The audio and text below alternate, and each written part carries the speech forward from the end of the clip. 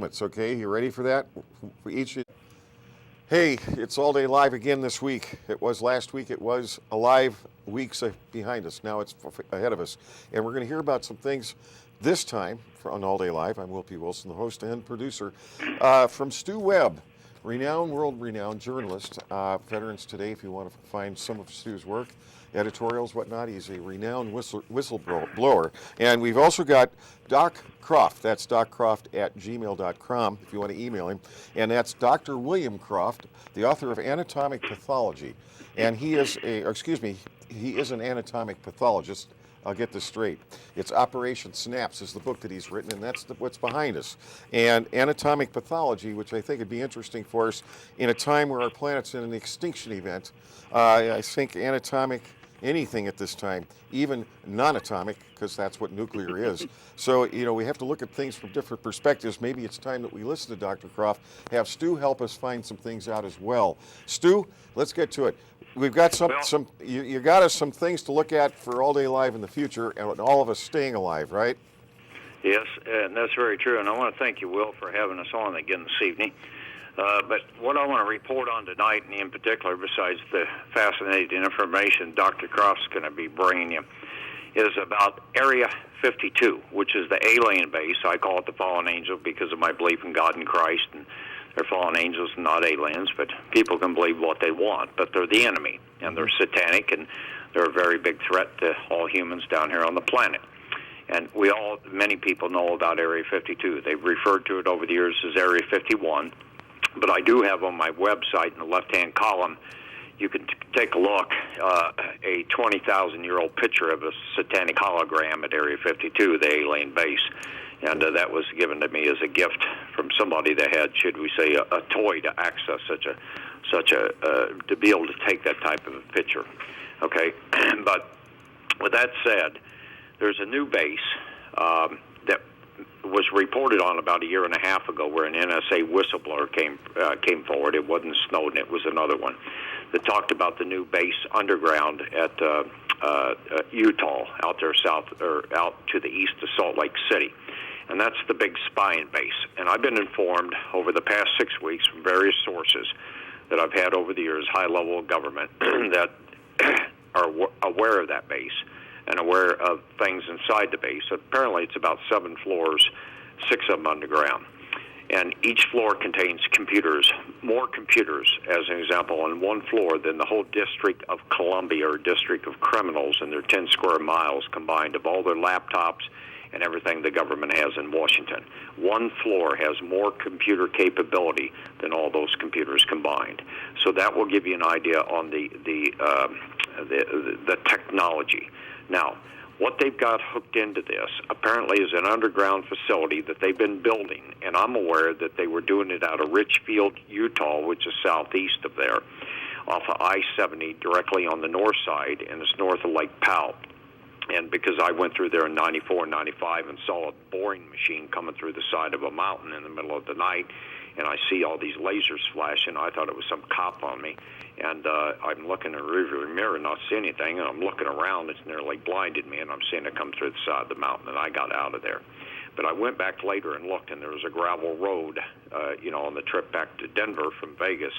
And I looked, and there was a gravel road going up there. And I'm noticing all these Richfield, Utah rock trucks, these big, long semi-trucks that haul rock coming down that gravel road and down a road that was in behind that same mountain range on the north side of I-70. And it's east of, about 6 miles east of Richfield, Utah itself. And Richfield, Utah is south of Salt Lake, where I-70 connects in, and it's back about 60 miles to the east. So there's an alien base in there. Well, this ties in, and they've done others clear up to the up to the new NSA Utah site. And inside there, they are going to be doing reverse engineering. And Doc may be able to talk about this a little bit more because of the information that I got on this, and advanced.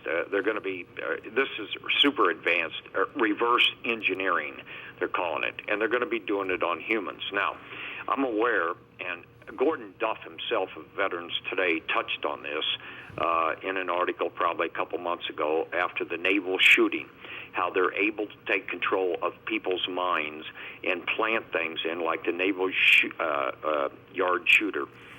He said that he had been being hit for 3 to 4 or 5 months with electronic waves, ELFs they call it. And I'm aware that they're able to take control of a person basically through their phone, through their TV, or through their internet, is what I've been told. And they can actually find out your pattern of things that you watch, things that you look at on the internet, and what you're saying on the phone to friends, relatives, girlfriends, boyfriends, whatever it may be. And they're able to get inside your head and analyze you, and they're able to actually control you and make you a killer if need to be. And they're able to change your thought patterns and to do different things. Well, this is all tied together, and I'll be doing a story up on my site about it on Veterans Today. I've given it to you. I did it on another radio show today, but they're able to do this. And so what I'm under the understanding is that this is so far advanced, and they're going to be rolling those drones, or running the drone program over America out of there that they've been talking about, and Boeing's been building 50 a week, and they're about 3.5 to 4 feet long, these drones that they can fly over you. They've even got a new one that can shoot out of the back of a pickup truck that's the size of a hawk, and the wings come out, and if you see something circling over you, they can keep it up there for 25 hours, is my understanding, before they have to bring it back to refuel it. Super quiet, you can't hear it. If you see something flying around overhead over your house and you're out sitting on your patio and it looks like a big hawk, but the wings never move. You know how a hawk will fly in the air for a period of time, then they fly with his wings? If the wings never move, you've got a drone over you. Now, this is their new technology where they can zero right in on you, and they can actually take a laser and be hitting you with a laser and burning your brain cells and doing different things to you. So my understanding is that the Illuminati, the Bush crime syndicate, this Illuminati-Zionist crime syndicate, is in control of this NSA base, and it's private contractors. It ties in Daddy Bush, Henry Kissinger, and the Council of 12. So we've got a very dangerous problem. So I've been informed that we have about 1 year, because we've lost our country, we've lost our Bill of Rights, we've lost basically most of our freedoms because they're listening to us, they're watching us every move, and this has been going on for years. It hadn't been since 2001. It was even prior, back in the 1990s, and even in the 80s they were monitoring a lot of people in particular, such as myself and others. But what we have is we have now about 1 year to take this country and reverse it, because they've already taken it over. The difference is they're going to clamp down, because there's this, right now, this 1% that controlled 20% of the economy in 1981, they're now controlling 97% of the U.S. economy, the same 100, and there's 400 men making more money than half the entire population of the United States, of the 330 million, half of that, and they're making more money per year than half the population. Now, what we've lost is the middle class. We have a super rich class. The 20% is what it's being called now, which are the 20% richest that do live in the U.S., and now the other 80% are us out here, like you, Will, and Dr. Croft, and myself. We're on the bottom end of the totem pole, and here's what the deal is. There aren't going to be any more jobs. All you're going to see is a consolidation of a lot of smaller corporations into the mega corporations, because they own the smaller corporation. They're going to pull them under umbrellas of the megas, where they will have total control and eliminate a lot of their people that they are controlling now. They will be able to rip you off of your pension funds now, like they did when the government shut down. They took out 34% of the market. That was 34% of the value of the pension funds they took out when they did the government shutdown, and that's what that was really about. But they're going to put these megacorps, or create the megacorps, and it's going to be government control and megacorp control. And since they own 8 out of every 10, or 97 cents, or 9.7%, or 97% of all jobs they offer in America in the private sector by having control of the economy, And 60% of all jobs in America are either state government, federal government, state government, contractors, city, local, county, etc. They're going to start, those that do not have jobs 1 year from now will not get a job unless someone dies, retires, or should we say quits a McDonald's. Anybody that's got a McDonald's job now and they're working and they're going to school, well, plan on spending the rest of your life at McDonald's, because there's not going to be any numbers of jobs open up. They're going to cut off all unemployment benefits within a year to 2 years, totally out of it. They're going to cut the benefits to welfare recipients and to others. They're going to clamp down on Social Security because they do not want to be budgeting that out of the government money. Anybody that resists them in government will lose their jobs. And those that have G10 ratings and so forth, they're going to have to cow down to the Antichrist, New World Order, the devil himself, in order to ever go up the pipeline above a G10. And any of the people that do not, as I'm telling you, if you're a hairdresser and you want to be a professor and you're going to school and you're cutting hair while you're going to school, as an example, you don't have a job as a professor. You're not going to have a job in economics, a job in engineering, a job to become a doctor. You will not have those jobs because they're going to start exterminating people. And those that are patriotic will be on the first of the list to start disappearing. And they plan on doing this. And this is the New World Order and Daddy Bush. And I've been told that you have 1 year, the American people have 1 year to get back control on the local level of their governments and their state governments to take it out of the control of the feds. Now, I've suggested recall petitions. Get rid of this Congress and Senate in Washington. And it is recallpetitions.com. Self-explanatory. There's a video. There's a boilerplate. All you got to do is take that boilerplate, download the PDF, replace the congressman or senator's name and what they did. Signed the Patriot Act, the NDA Act, anti-gun legislation, whatever they did to violate their oath of office. All the laws are in there, written by an attorney. It cost Victor Head $4,500 to do that. They were successful in Colorado in removing 2 congressmen. 3 weeks ago, another congressman they targeted in Colorado from the recall petitions site, and they targeted another one. She resigned so she didn't have to go through the battle and the embarrassment, as she put it, of a recall, so she could keep her campaign contributions she had and convert them to personal income, is what they do. And that's the reason she stepped aside. Now there's 7 of them over in Rhode Island on city council that they've got up. Someone's got up on recall. I haven't been able to follow up on it in the past few days to understand what has happened. But, you know, the American Defense Party, which is Bruce Campbell, former mercenary, working for Defense Intelligence years ago. He's created the American Defense Party, good guy. And like you said, we've got to take it over on the local level. And I'm in a total agreement with him, and that's going to create your neighborhood crime watches. And what you're doing by doing that is you're taking over the control that the police have of the current neighborhood crime watches, where they've got 6 to 8 stooges in the neighborhood watching all the neighbors, paying them a small amount of money on occasion when they come up with something on one of their neighbors, where they're reporting back to the same people that are our enemy, America's enemy, government, people within government, the shadow government. So what you're doing is you're establishing a new crime watch. You are getting your neighbors together. You're educating them. You're telling them about different websites where they can find the truth and get away from the stooge media they're watching on TV, because they don't know where to go. Many people, better than half the population. We know that there's about 100 million out here, numbers that I'm hearing, of actual people who are awake. And maybe 50 million true patriots, because we've got 100 million that are locked and loaded, armed to the hilt. About 50 million of them are true patriots. People in the CIA are estimating that I'm aware of. So we have the numbers to do this. The second thing is that the first thing is Crime Watch. The second thing, that educates your neighbors and your friends, and you get them to watch each other's back from raids and things like that, illegal raids, when they start coming down within this year. And the second part of it is to establish the Police Citizens Oversight Committee.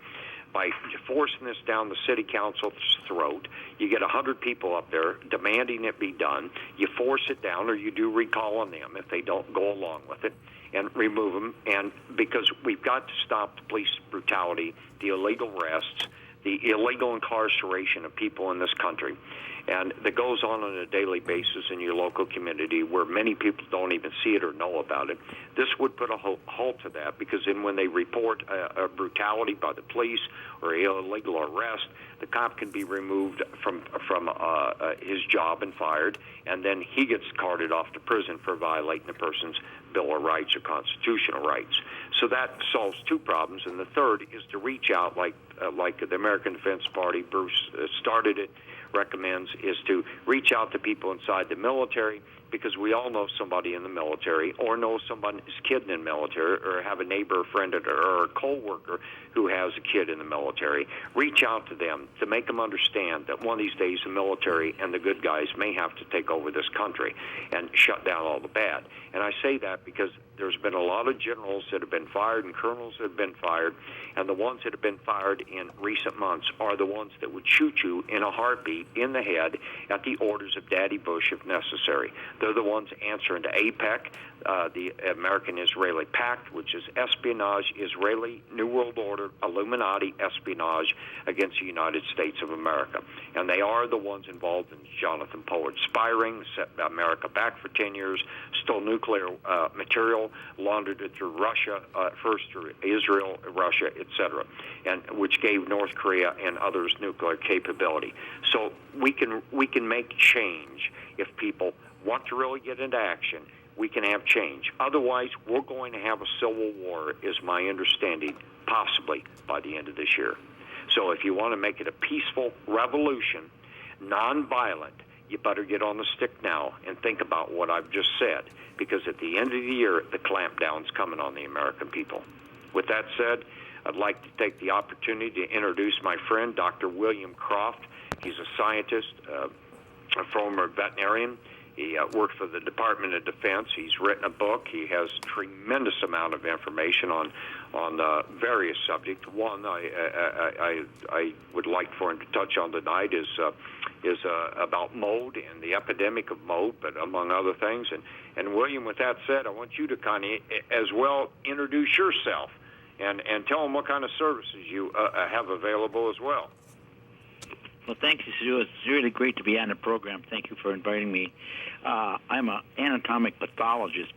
I have to be first a veterinarian, and then we study the direct effect on animals. We can't do it in humans, so we have to use animals, and then we transfer that information to the humans and so on. I've been studying various compounds in the environment, arsenic and asbestos and petroleum and so on. But the latest one I've really put a lot of time on is toxic mold. And what happens is that back in the early 30s and late 30s and early 40s, the snows came very early in southern Russia. And what happened was that these people had to leave the grain go, and then when they started harvesting it in the spring of the year, they were able to do that, but they started eating this grain, which made them very sick. And over a certain period of time, they started bleeding to death, and they just died. Their skin was. And it turns out that this makes a mycotoxin that is very, very poisonous. In fact, the government, it's one of the most poisonous neurotoxin that we have today. And I've developed a number of different tests by studying this because the government really doesn't want, and the insurance companies really don't want us to know about this because it's so poisonous that people really aren't aware of it, except that they keep getting sicker and sicker and sicker. And so I've developed a method to detect this stuff in the urine. And so by sending me a urine sample, I can determine whether or not you have this fungus that's growing within your body. Let me describe a little bit about how that grows. The fungus is growing in your environment, in a moldy house or a school or hospital or whatever, or your home, and it has spores. And when it feels like it wants to sporulate, it does, and then these spores is generated, there's the embryo, and then there's mycotoxins that are put around this embryo, so that when it lands on some water or moisture, it releases the embryo to start growing, and then it needs to inhibit the bacteria, make a seed bed, so the mycotoxins are released. Now, these mycotoxins are released as a vapor, and so you're inhaling these vapors, and it doesn't take very much. The poisonous LD50, lethal dose 50 for humans, is 500 parts per billion per kilogram. So it doesn't take very much for that to happen, and you accumulate in your body, and so on. So anyway, the spore comes into your lungs. The overcoat of the spore is taken off, dissolved, and then you have the yeast coat put on these embryos, and they go down into your smaller arteries, and there they continue to make more mycotoxins, and so that's the cycle. So how do we know whether or not you have those yeast in your arteries? You simply run a urine assay by sending it to me. I have patented this assay, sending it to me, 500 mils of this, and we can check and establish a diagnosis for you. Usually the length of time that you have from the time of diagnosis to death is about 10 years. So it behooves you to go ahead and check yourself out by that assay. It's a patented method that I've taken over a number of years to develop, but I have that, and I've used a number of different doctors to establish that diagnosis. Now, if you need to have, say you're working in a factory and you're being poisoned by that mold, toxic mold, you can give me a urine sample, and then you get me a white cloth from your work area and send those to me, and I can confirm by a thin layer chromatography, which is just like DNA. You can determine whether or not you have a connective diagnosis. In other words, prove that your exposure to that toxic mold is coming from your factory rather than someplace else, because that's the first thing they'll declare, is that you're doing something else and it's from someplace else. It's not from us. So you can prove that. Another thing that we have is as a pathologist, I can also look at your tissue, a skin biopsy, and I can prove that it's the mycotoxin, because each compound that you have will produce a fingerprint, an exact fingerprint of what that compound will do in your body. And also what it does is that it lays down fibrin within the arteries, and what you can do then is determine how much fibrin or how much chemical you were exposed to, mycotoxin, because 20 to 21 microns of mycotoxin will lay down 20 to 21 microns of fibrin is laid down by exposure to 500 parts per billion of mycotoxins. So we have that ratio that we can use to establish it. And so the LD50 for adult humans is 500. Children are 100 times more sensitive, so we're at 0.5. And so children are very, very susceptible to this. Cattle, which is through consumption of this material, they are also exposed to this stuff. And, of course, they make milk, and you drink it, and so on. So FDA has not done very much on the consumption of dairy products that have toxic mold in them and everything else. To determine whether or not these cattle have it in their body is just simply run a urine test. And I've isolated from milk the concentration in milk, and in urine is exactly the same. So it's very simple to check whether or not your herd is having mycotoxin in it. Is simply send me a urine sample again. Okay, so that's the different services I've run is available, and I've used them, and I'm presently doing it. So if you want me to help you out, I give free consultation, half-hour work. Just give me a email.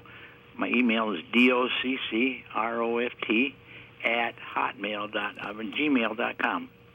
Now,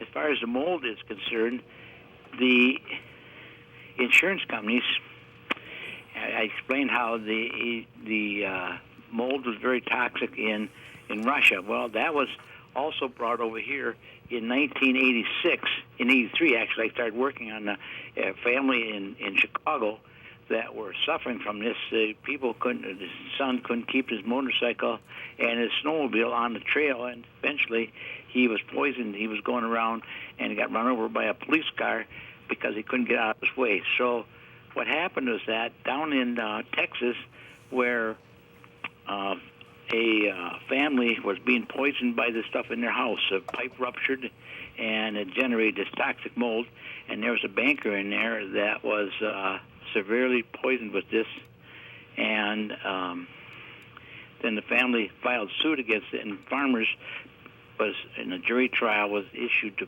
pay $32 million. And so the insurance company went bonkers on that, and they say, hey, we have to stop this somehow because we're going to really lose a lot of money. And they had all those policies out there that they would cover for insurance coverage and everything else. So they figured out a way to control the diagnosis. And the way they can control doctors is simply, if you do stuff that we don't like, we'll simply pull your license. And so that's your means survival, and so on. So they control doctors today in the sense that they don't even allow doctors to be trained in medical school. So now we have the fraud that the insurance companies are not allowing the training of doctors, and they're allowing the bioterrorists to go ahead and move into our country and allow this disease to continue. Back in 83, when I first started, we figured that the incidence of toxic mold in the population was around 1%, and today we're well over 50%.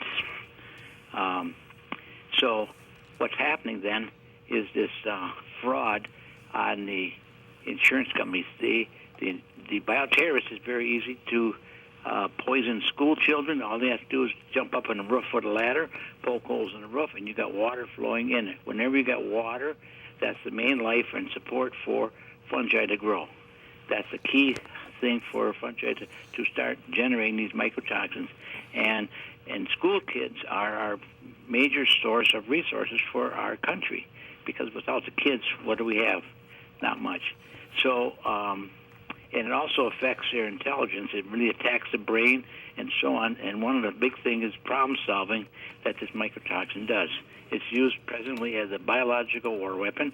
I've worked with the Department of Defense and put together a pathology book on how it affects all the different organs and so on. Now, one of the reasons why I wrote this book is because I came across a disease, a young gal out there studying deer, white-tailed deer out in Montana.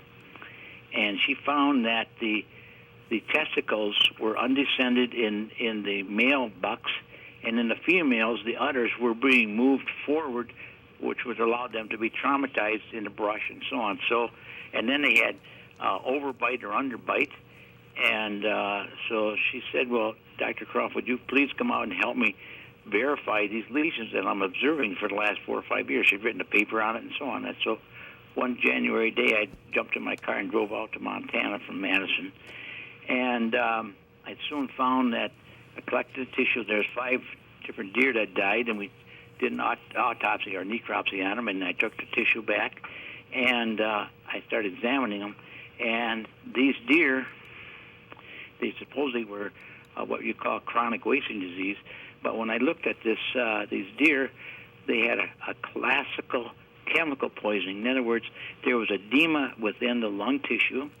One of the things about pathology, I want to back up just a second, is that pathology, the cells always tell the truth. They don't have to go through a politician or a lawyer or any other yahoo that can direct you with the wrong information. By looking at the cells, it always tells you the truth. So all you have to do is watch and listen to what you're working with in the cells. So when I looked at this lung, this was classical for phenol poisoning. And I said, where the hell is phenol poisoning coming from? Well, then I looked a little bit farther, and the liver was all poisoned, and then the kidneys were all irritated with a bunch of fibrin within the kidney tubules, and so then the heart had swollen tubules. It's the nerves that come down through the heart and in the intestine, and that was all swollen. In other words, the acetylcholine that is allowed to flow through and innervate those in the autonomic nervous system, they were swollen, and the acetylcholine was congesting the nerves, and so it wasn't functioning. So now we have a non-functioning intestine because it can't mix or propel the food down the intestine. So now we have an animal starving to death. So that's chronic wasting disease.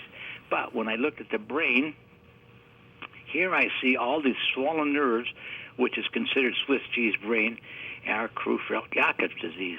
And so now I say, hey, there's something wrong here, because this is a chemical poisoning, but why is this showing up as Swiss cheese brain? Because that's usually associated with a prion, which is what we saw over in England. So I'm sitting there scratching my head and saying, what the hell's going on here? So I showed a friend, a pathologist friend, and he agreed with me 100% about what was going on. So what we did is we started doing a CSI in this whole thing, and we determined that it was a pesticide poisoning in the deer. There's a classical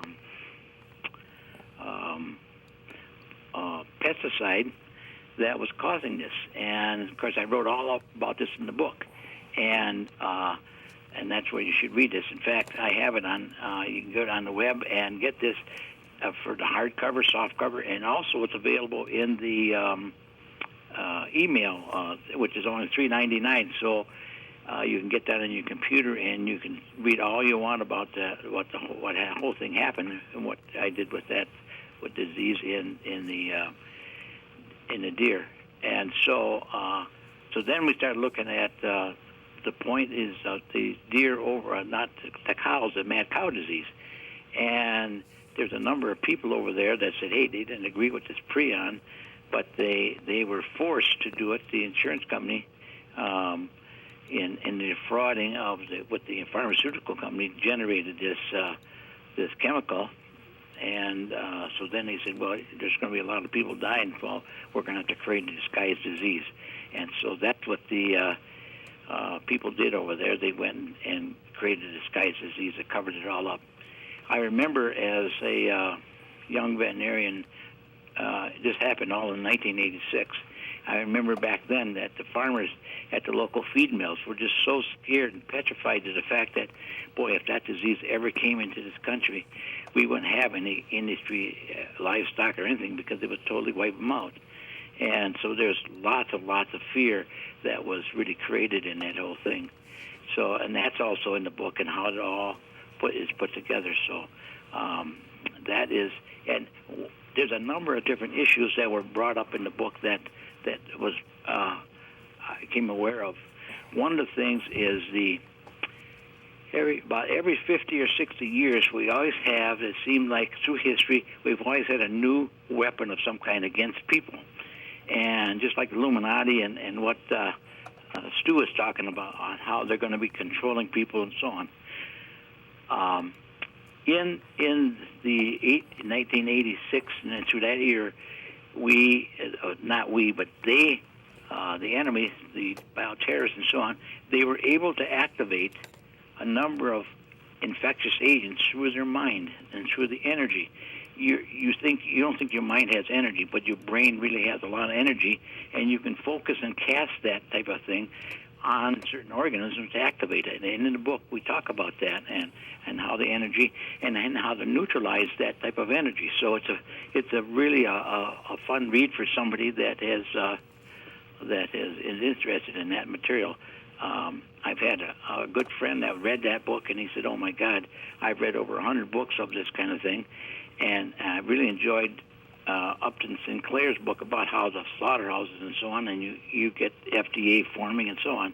But he says your book is a lot more interesting, Bill, because it talks about the energy and the new form of how a war weapon can be generated, and so I behoove you to go ahead and take a look at that, and for $3.99 you can't go wrong for that. I also will do lectures for you if you want me to. So on, we have the radio form here. But it's really a great information way.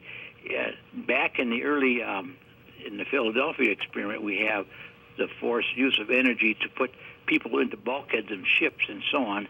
And so that's another interesting thing of using these energy forces to change molecular activity in humans and animals and so on.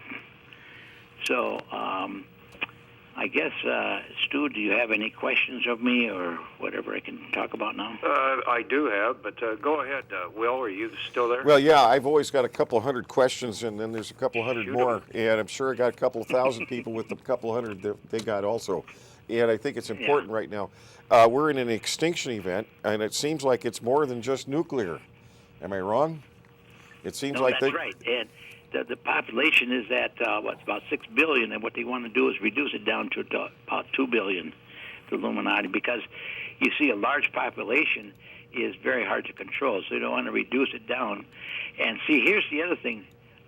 You have a company like Monsanto and so on, or any big large corporation, they have products that they sell.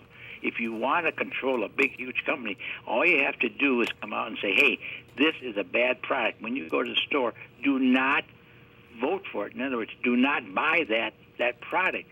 And it doesn't take very long for a large company like that. If no one buys that product for 6 months, it's out of business.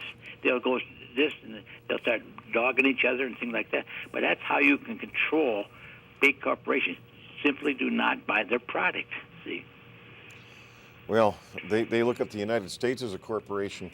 If you realize they've incorporated everything. So it's like hard to determine what corporation. And then, George Maxwell says... Well, I'm just saying that when you have a company like that, that will scare the hell out of them. They are afraid of the masses.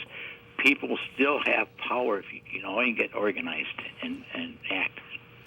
Like Stu says, we got to act now. What type of defense do you recommend as far as these anatomic Operation-Synapse applications in pathology? As far as what can we do other than not buy their products?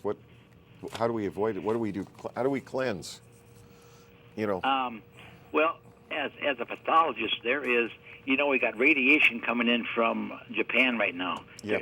And the evidence of that is the fish that are dying on the western coast there. Yeah. People's thyroids are all being wiped out. Now, in World War II, the Germans came up with a compound called thiazolidine carboxylic acid. That's a real tongue twister, but what it is, it's a condensation, the interaction of L-cysteine with alcohol. Really? And the combination of those two, will form this compound, and it has anti-nuclear activity to it. Can you say that again? Can you say it all again so that the listeners can explain it again one more time? It turns out that if you take L-cysteine, which is the basic amino acid, has a sulfhydryl moiety on it, and that sulfhydryl moiety with the rest of the molecule forms with alcohol. It's an acyl group, and that forms a compound called a ring structure called thiazolidine carboxylic acid. And when I was in 20 years ago, I worked on that project. And when you give that product, it will protect you from the radiation. In fact, the genetics of the people, since we are being exposed to more and more radiation in our lives now, the human race is mutating towards the generation of that compound to protect us from the radiation that's existing in our body and our environment. We're having, we have ETs that are working with us all the time, and so that's one of the things that are going to be moving into our bodies and genetically. We have young kids that are moving forward all the time with this kind of thing. Interesting. I was going to mention this. It was found by Dr. Yul Brown, which when he refused to cease his work, they poisoned him with plutonium. He died in 1999. I worked with him until he died. And I saved most of those videos on YouTube, or what I was able to help keep his legacy. Brown's gas, hydroxy water, also has a key factor in helping remove critical heavy metal substances from the human body. It's a factor also it also can transmute the elements, but we'll not go there right now. I guess there are other ways, but I appreciate this. Is this information in your book? Yep. It is? Yep. Okay. Yeah, I think so, yep. Okay, good. I think it's worth buying your book. Good. And what do you, hey, Stu, what I was going to mention, we as part of us working together as a community and helping share ideas to help us all survive, where do you think future research is going to go, Dr. Croft? What do you think will happen? Oh, it's just like I was telling about this compound and the Germans and that. We're going to have other compounds in our body that we are going. The body is actually going to, because of the influence of the genetics and the material in the genome and things like that, it's actually going to be protecting itself and so on. So we just have.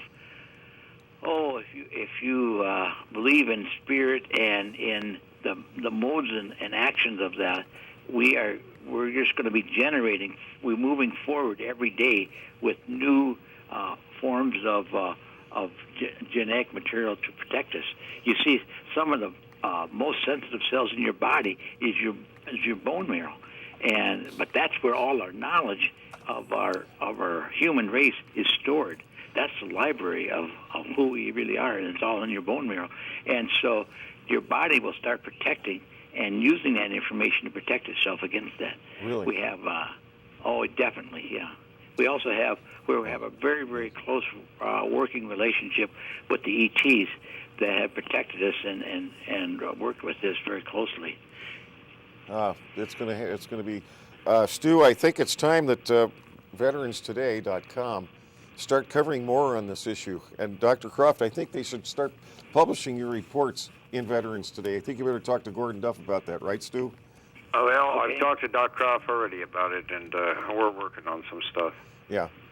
And it needs to be covered, and I'm in agreement with you. But the big thing that the people at Veterans Day have been trying to do is stop this espionage, the APEC espionage, and the reporting on their crimes of the past, and bring people aware. That's what their thing has been primarily to do. And they've stopped 2 wars, the one in Iraq and the one in, or not Iraq, but Syria and Iran. And they've put the Israeli government at bay, more or less. And now, of course, it has been reported that we're going to have Al-Qaeda come to America. And that is the Israeli Mossad and the Saudis working hand in hand, paying these kids over there that we killed their mothers and fathers and sons and daughters and their wives in Iraq and Afghanistan. They're hiring them at $2,000 a person, paying their trip over here and giving them a couple $1,000s a week to plot and plan terrorist attacks in America now. So that has been reported on, not to the extent that I just said, because I have other sources other than what some of the things have been reported up there. Right. So we have that to look forward to as things are progressing, to put a halt to this Israeli espionage against the United States of America, trying to use our country to be their big bully. And it comes down to 3 stooges here, several of them in the United States. It comes down to Leonard Mellman and Larry Mizell, the bank bailout scamsters, part of the Illuminati-13, Daddy Bush, Jeb Bush, Neil Bush, George W. Bush, Marvin Bush, Bill and Hillary Clinton, Henry Kissinger, David Rockefeller, David Rothschild, or Meyer Rothschild. Meyer Rothschild, by the way, sometimes I've never thought of it this way, Will, and I don't advocate what I'm saying. I'm just only saying it. I think Bruce Campbell says it better. If you were to, the military solution is the story. It's up on American Defense Party. He wrote the plan for the military to exterminate them and eradicate them, those that have committed all this treason and sedition and espionage, and they're destroying this planet. And I've come to the conclusion, based on what I've seen in the Bible and the different Bible stories where God has used various men throughout history of this planet. You could take the story of David and Goliath as an example. Look what he did with David in the eradication and extermination of a whole bunch of Satanists at the time. If you look at the story where you have Noah, God had to come back and clean it up because man was too corrupted. And it comes back to the Nephilim bloodline, Genesis 6. And I'm not trying to sound like a preacher, but I'm just laying out the facts.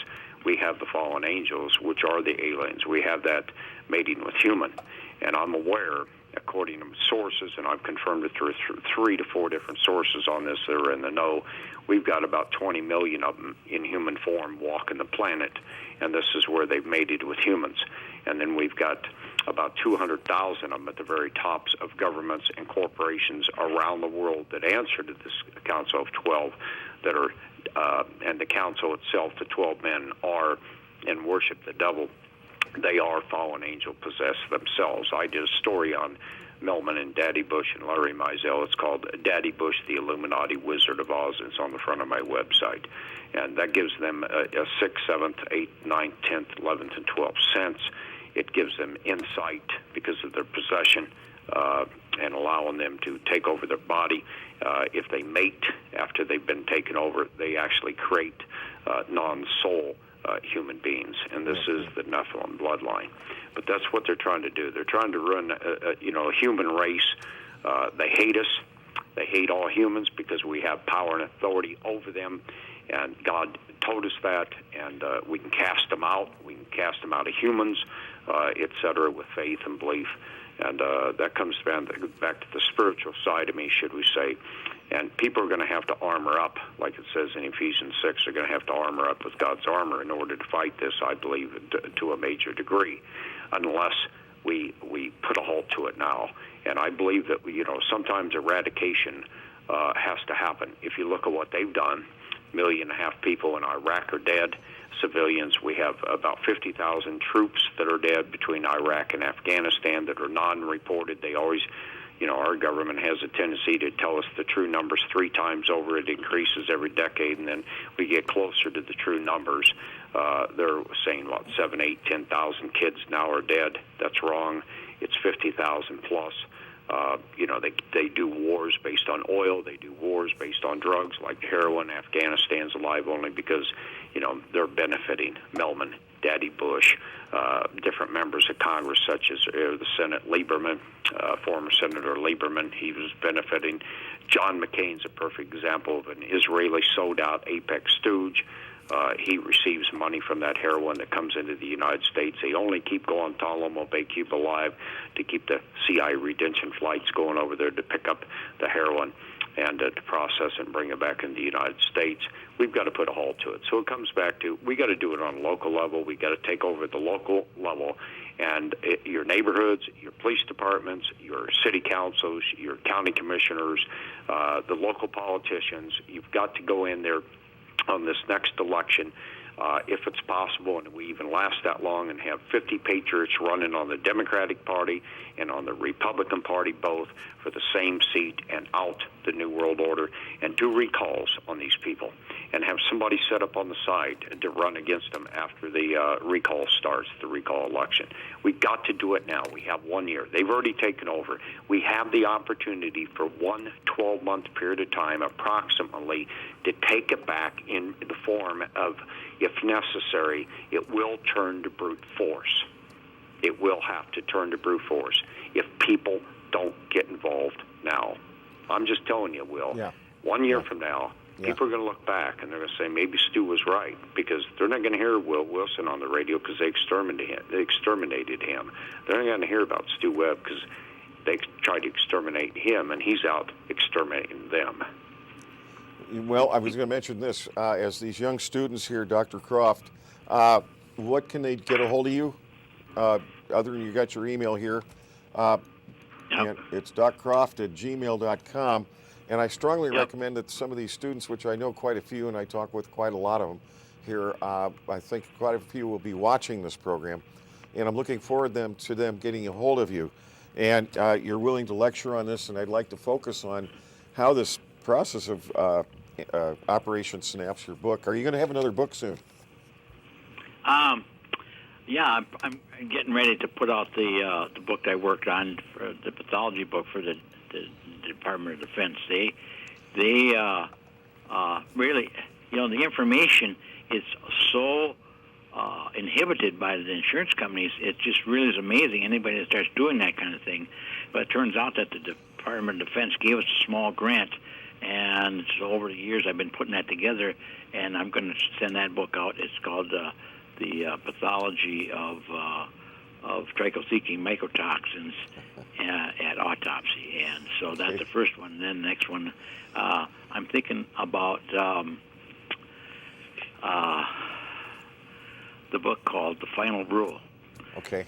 And what that means is, it turns out that when the insurance companies come in and they depress all this information, people are being poisoned and they're dying. The children are dying. As a pathologist, I am a federal pathologist, and I have the right.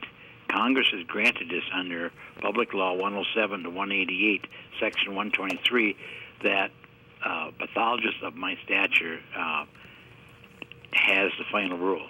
And what that means is that I can walk into a building, if I see a housing project or whatever, I can declare a public health emergency or a federal health emergency, whatever, and then get into federal court, and we list the diagnosis is already established by myself because I am granted the final rule. But what we do then is we sue the insurance companies because they're the people that are not coming up and protecting us with these doctors. In other words, a person may come to me and say, hey, I've been to 10 doctors already, and each one say, we don't know what you, go see a psychiatrist. So what they do, they are in harm's way of causing this, and that's a breach of national security, so they can be held accountable for that. And so that's what the latest thing we're trying to do is get that worked up. See? It comes back to the fact that the same 12 men here own not only all the insurance companies in America, basically, they own all the hospitals and all the hospital supplies. And that's a portion of the problem that we have as well. So it's got to come back to the local level. We have to take control, get rid of these judges, get rid of these elected judges, start putting in good, honest people who will follow rule of law. We've got to do it now. We don't have any time left. And, I'm reaching out to everybody listening on tonight, and, the Occupy movements that come to my, my website, StewWebb.com, and listen to these programs, the We Are Change that developed from the 911, all the other groups. We're going to have to all get on the same page and get rid of all this garbage of going out and holding up signs and doing all the stuff and protesting. You should be protesting in front of mainstream media and blocking their entrance going in and out and telling them to start airing you and start telling the people what's going on. We've got to get not violent with it, but we've got to get forceful with the actions in the local communities against the local politicians and the local public officials. And we must educate them and get them awake, and those that aren't and will not change, and get religion, I call it, and become patriot, and follow their oath of office and defend their state constitutions and so forth. We've got to get rid of them, and we have to do it this year. And recall petitions can do it, folks. It's one of the ways to do it. But we've got to get together, and we've got to get our neighbors together to have this happen. And they can go to your website, StewWebb.com, to find out more, right? Right, Stu? They can go to my website, but I don't have any place for anybody to sign up to anything. They go to recallpetitions.com. Okay. It's a free download of the $4,500 attorney-drafted boilerplate. You violate the Constitution. You violate your oath of office because you signed the Patriot Act. You signed the NDAA Act. You signed gun control legislation. Anything violating the Constitution of the United States is reason for recall. All you have to do is take the name of the congressman out of there, put your congressman or senator's name in there, and put what they did. What did they do? They signed the Patriot Act. Go down to the Secretary of State's office and pay the filing fee. Get some of your buddies to throw in. Get your voter registration list where you can print it out. People standing out there with collecting signatures. Ask people for their IDs to verify it's them, that you're not getting bad signatures and you're not turning in 4,000 bad signatures, as an example, when you collect enough signatures. It's simple. There's videotapes explaining how to do it. It's self-explanatory. All you have to do is go to recallpetitions.com. The second is the American Defense Party, and start thinking the way you need to be thinking. We've got to take it over. They already took us over. The only difference is they're going to throw the control box, their final control box, down on everybody by the end of this year, and it's going to be worse than Nazi Germany was during World War II. Okay, Stu, we've got 1.5 minutes left. Let's get one last statement from Dr. Croft. Dr. Croft, what do you want our viewers to hear? And hope to get you back on All Day Live again soon. What was your question? We're at the last minute of we got 2 minutes left. What would you like to hear back from you, other than the fact that they're going to buy your books and the future books coming up? I look forward to that. And I have your information. Well, the main reason why I wrote that book, and the main reason that Stu is out there, we want to inform you, wake up, people. Why did I write this story? Because you need to know about what's happening. That we're being poisoned by this pesticide. They're putting out that false information. We've got to take control of our lives again, because they're not. They're going to be poisonous. You know, that's what the book is about. You got to start reading it. That's why I published it. Okay. Now, Doc, I want to throw out one quick thing, because it was something as a contractor I wasn't aware of, and they push for contractors to use bleach on mold spores when you tear out bathrooms and stuff. Tell them real quick what happens when you do that, and truly, you need to be using ammonia. Explain that real quick, would you? Okay. If you use the molecule is a 3-ring structure, and in the ring A, there's a site of unsaturation. When you use bleach, it chlorinates that unsaturated site. That makes it a chlorinated hydrocarbon. That molecule, that structure, is very similar to chloridane, and chloridane is a known human brain cancer. It'll give you brain cancer in adults and in children. There was 5 students in upstate New York that they ran chlorine through the tunnel, and within a year they all had 5 students with brain cancer. That's why you don't want to use that chlorine. So when you clean your house, you clean your kitchens and your bathrooms, use ammonia, folks. Don't use bleach. That's right. Really? Exactly. That's really good to know. And is that in the book? Yeah. That's in your book, Operation-Synapse? Yep. Awesome. I got all that stuff in there. Okay, everyone, thank you. One lawyer that read the book, he said, "Oh my God, you know, Bill, I didn't know from one page to the next what the hell was going to happen." So it's really an exciting book to read. Thank you very much, Dr. Croft. I'm greatly honored You're to have you welcome. on. And go to WilliamCroft.com, StewWebb.com. Stu, thank you very much. I'm greatly honored to have you both on. Look forward to having you talk about this and about your future books. Thank you for watching All Day Live, everyone. We hope to see you this next event coming up. I hope it's a good event, meaning one that we live through, if that's something that we can. And people like Dr. Croft are helping us do so. Thank you again. Greatly honored. You're welcome. Thank you for having me on. Thank you. Thank you, Stu. Thank you. Okay, well, I'll see you next week, everyone. Thank you. Thanks for watching All Day Live. Hey, thank you, Stu. Appreciate You're it. welcome, Will. Yeah, good show. Okay. Send me the link tomorrow. I will. Send me the link or whenever you get it, and I'll get it up premature. Yeah, and then Dr. Croft, if you want to send me a copy of your book or whatever, I'd be grateful.